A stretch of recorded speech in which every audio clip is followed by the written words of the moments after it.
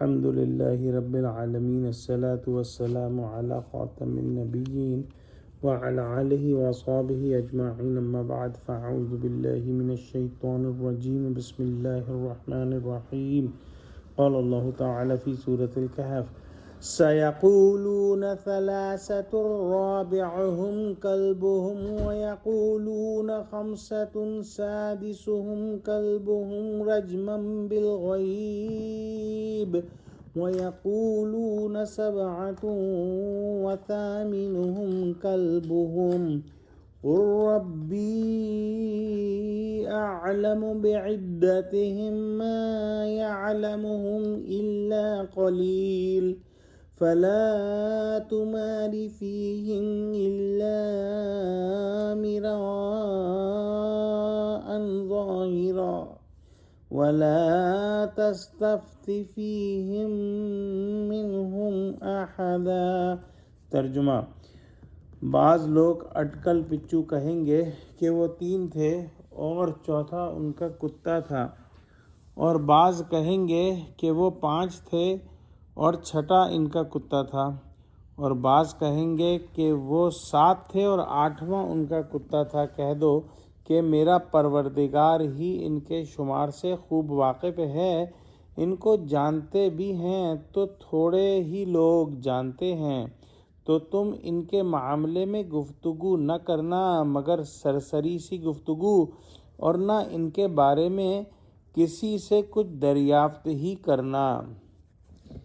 یعنی سامعین اصحاب کہف کا قصہ سن کر جیسا کہ لوگوں کی عادت ہے اٹکل کے تیر چلائیں گے۔ کوئی کہے گا کہ وہ 3 تھے اور چوتھا کتا تھا، کوئی 5 بتلا کر چھٹا کتے کو شمار کرے گا، لیکن یہ سب اقوال ایسے ہیں جیسے کوئی بے نشانہ دیکھے پتھر چلاتا رہے۔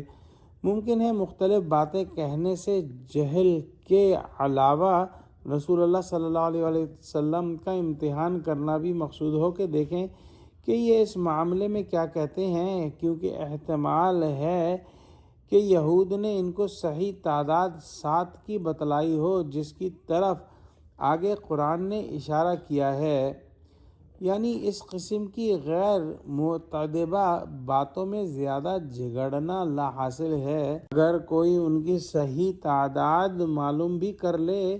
تو اس سے معلوم کرنے سے کوئی اہم مقصد متعلق نہیں، جتنی بات اللہ سبحانہ وتعالیٰ نے بتلا دی اس سے زیادہ تحقیق کے در پہ ہونا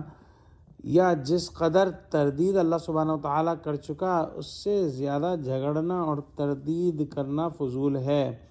ابن عباس نے فرمایا، میں ان قلیل لوگوں میں سے ہوں جنہوں نے سیاق قرآنی سے معلوم کر لیا